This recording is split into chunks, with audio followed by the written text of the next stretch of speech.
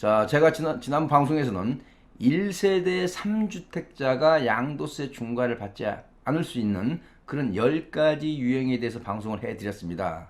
자, 오늘은 1세대 3주택자가 아니라 1세대 2주택자가 됐을 경우 양도세 중과를 피해갈 수 있는 10가지 유형을 또 정리해서 말씀을 드리도록 하겠습니다. 자, 주택을 현재 두 채 보유하고 있는데 양도세가 중과되는지 아니면은 중과 제외 대상인지 이런 게 궁금하시다면 본 방송을 보시면은 상당히 유익할 것 같습니다. 자, 먼저 1세대 2주택 같은 경우 양도세 중과 원칙을 먼저 말씀드리도록 하겠습니다. 첫 번째, 조정 대상 지역 내에 있는 2주택자 이상으로서 이런 경우에는 첫 번째, 장기 보유 특별 공제도 받을 수가 없고요. 일반 세율의 10%가 중과가 실시가 되고 있습니다. 실시일은 8회 대책에서 2018년 4월 1일부터 지금 실시가 되고 있습니다. 자, 그렇지만 오늘 또 지금부터 언급하는 10가지 조항에 해당된다면은 양도세 중과가 적용되지 않고 장기 보유 특별 공제도 혜택을 받을 수 있다는 점입니다. 자, 그렇다면 그 유형을 정리해서 한 10가지 유형을 또 말씀드리도록 하겠습니다. 자, 첫 번째 유형입니다. 자, 제가 11월 15일 날 방송했던 내용이죠. 3주택자 이상의 중과 제외 대상을 10가지 유형을 쭉 말씀드렸죠. 거기에 해당되는 경우가 첫 번째 유형이 되겠고요. 자, 두 번째는 3주택자 이상에서도 제가 한번 언급을 해드렸습니다.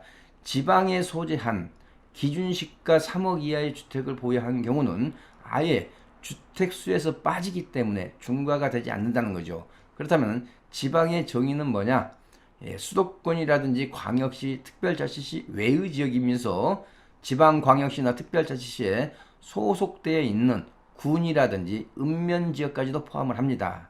따라서 지방에 있는 저가 아파트는 중과 대상에서 제외가 된다. 아예 주택 보유수에서도 배제가 된다 하는 것 참고로 알아두시면 좋겠습니다.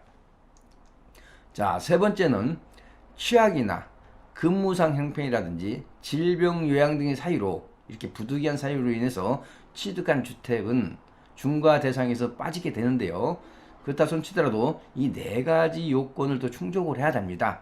첫 번째, 소재지가 수도권 밖에 있다든지 아니면은 다른 시군에 소재한 주택을 취득한 경우가 첫 번째 조건이 되겠고요. 두 번째 조건은 취득할 당시의 기준시가가 3억이 넘으면 되지 않겠습니다. 자, 세 번째 요건은 취득 후 그 집에서 1년 이상 거주를 할 필요가 있겠고요. 마지막으로 그런 부득이한 사유가 해소되면은 3년 이내에 반드시 처분을 하셔야 이런 혜택을 보실 수가 있겠습니다. 자, 네 번째는 결혼, 즉 혼인으로 인해서 2주택이 된 경우는 5년 이내에 양도를 하는 경우에는 중과가 되지 않는다는 거고요. 자, 다섯 번째는 부모님을 동거 봉양하기 위해서 2주택이 된 경우입니다. 이런 경우는 10년 이내에 양도를 하는 경우에 중과가 되지 않습니다. 단 그렇지만은 이 10년 이내라고 하는 것은 최근에 법이 바뀌었기 때문에 2018년 2월 13일 이전에 합가를 해서 봉양주택으로 2주택이 된 경우는 10년이 아니라 5년 이내라는 것도 참고로 알아두실 필요가 있겠습니다.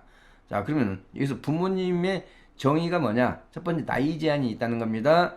자, 배우자의 직계 전속으로서 60세 이상인 사람은 무조건 해당이 되겠고요. 또 직계 전속이라든지 배우자의 직계 전속을 포함해서 어느 한쪽 부모님이 60세가 넘고 어느 한쪽 부모님은 60세가 안 됐을 경우도 해당이 된다는 거 참고로 알아두실 필요가 있겠고요.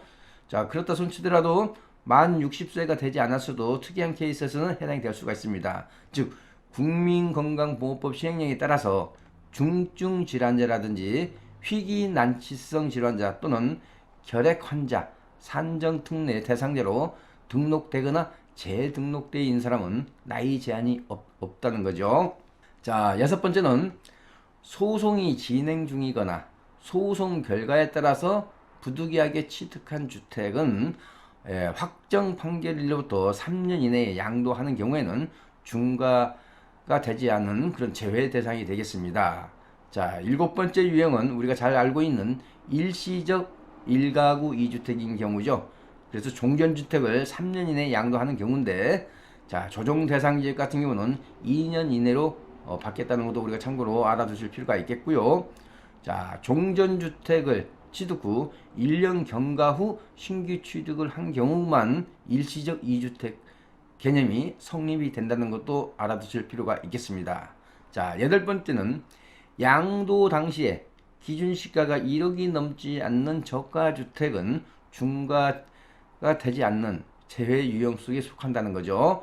단 그렇지만 1억이 넘지 않는다 할지라도 만약에 그 저가주택이 재개발이나 재건축을 추진하고 있는 구역 내에 있는 주택이다 한다면은 제외 대상이 되지 않는다는 겁니다. 따라서 재개발이나 재건축 구역이 아닌 주택이면서 기준시가가 1억이 넘지 않을 때는 양도세 중과가 되지 않고 제외가 된다는 유형이고요.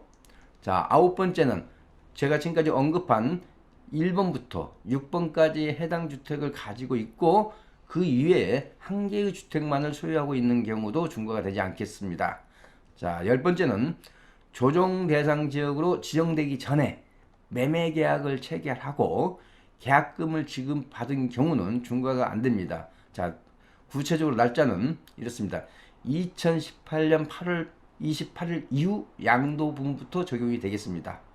자, 그래서 제가 오늘은 1가구 2주택이면서 양도세가 중과되지 않는 그런 제외되는 유형 10가지를 정리해서 말씀을 좀 드렸습니다.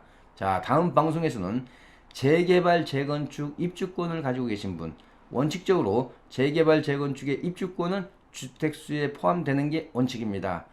자, 그렇다 손치더라도 자, 양도세가 중과가 되는 그런 유형이 있습니다. 그런 유형을 정리해서 알려드리도록 하겠습니다. 자, 본 방송이 유익하셨다면 구독, 좋아요, 알람 신청하시기 바랍니다. 자, 부동산 비밀노트에서는 매주 금요일, 토요일 오후 1시에 무료 부동산 세미나를 개최하고 있습니다.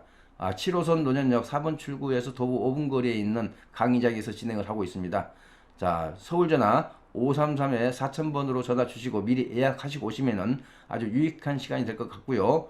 또한 세미나가 끝나고 제가 처음 유튜브 방송을 보고 오셨거나 지인 소개로 처음 오신 분에 한해서는 제가 1대1 무료 상담까지도 진행을 해드리고 있습니다. 예, 시청해 주셔서 고맙습니다.